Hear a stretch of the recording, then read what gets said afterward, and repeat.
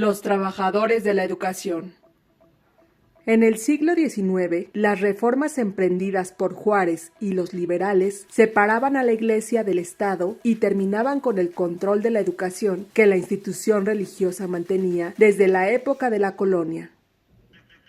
En el Porfiriato, se promovió la educación como elemento esencial del desarrollo nacional, pero a pesar del discurso y las normas legales que decretaban que la enseñanza primaria debía ser laica, obligatoria y gratuita, la pobreza, marginación y represión, instrumentadas desde el propio régimen, provocaron que muy pocos niños asistieran a la escuela y en su lugar se dedicaran a trabajar. Durante el proceso armado de la Revolución Mexicana, si bien algunos maestros participaron como dirigentes en las distintas causas, la educación nacional no tuvo grandes avances, aunque destacó por su ejemplo la Escuela Popular en la comuna de Morelos. En 1921, tras el triunfo de la burguesía, se creó la Secretaría de Educación Pública, con la intención de formar un sistema educativo nacional.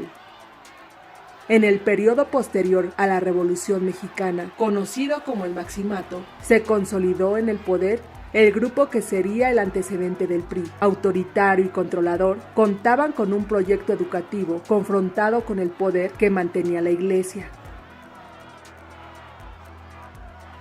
Para llevar la educación a cada rincón del país, los maestros resistieron a la represión de los grupos de fanáticos religiosos que los mutilaron y asesinaron.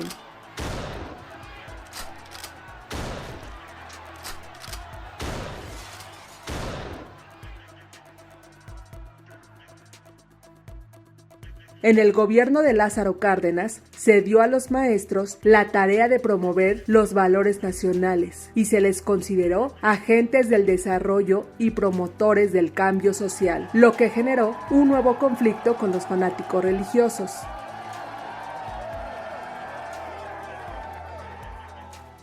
Como un medio para controlar y utilizar al magisterio, se fundó en 1943 el Sindicato Nacional de Trabajadores de la Educación. Este sindicato fue creado con el propósito explícito de apoyar al partido en el poder. El magisterio, que antaño era promotor del cambio, se transformaba en un instrumento más de dominación. Durante décadas, el magisterio fue sometido por el sindicato y utilizado para controlar a los trabajadores y transmitir las políticas del presidente en turno. Frente a la pobreza y desigualdad que vivía el sector, la resistencia de los trabajadores se expresó en múltiples protestas que fueron reprimidas por el gobierno. Los maestros, inspirados por las luchas populares, se organizaron desde la base, denunciaron la corrupta dirigencia sindical y exigieron aumento salarial. En 1979, México vivió un momento de relevancia histórica. El Magisterio Democrático fundó la Coordinadora Nacional de Trabajadores de la Educación, conocida por sus siglas como la CENTE. Una organización independiente que denunciaba la corrupción al interior del sindicato y rechazaba el control que el gobierno mexicano ejercía sobre el magisterio.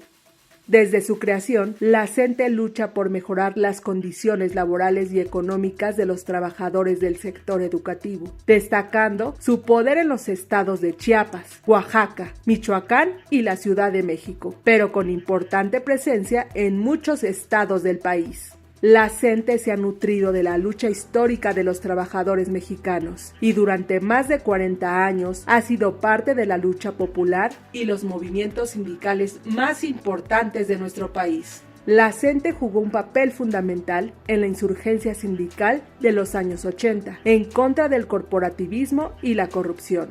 La CENTE, como parte de los trabajadores más dignos de este país, se sumó a la lucha en contra del control gubernamental. Ha trabajado en la defensa de la democracia, la autonomía y la independencia sindical. Frente al modelo neoliberal que promueve la privatización de la educación, la precarización del trabajo y el sometimiento de los sindicatos independientes, la CENTE se ha destacado por participar en las luchas del pueblo mexicano y proponer un modelo alternativo de educación basado en la comunidad. El 15 de mayo se celebra en México el Día del Maestro. Es además una fecha de lucha y resistencia del magisterio democrático. Por eso, saludamos a nuestras compañeras y compañeros maestros y decimos: ¡Feliz día a los trabajadores de la educación democráticos y combativos! ¡Que viva la Coordinadora Nacional de Trabajadores de la Educación!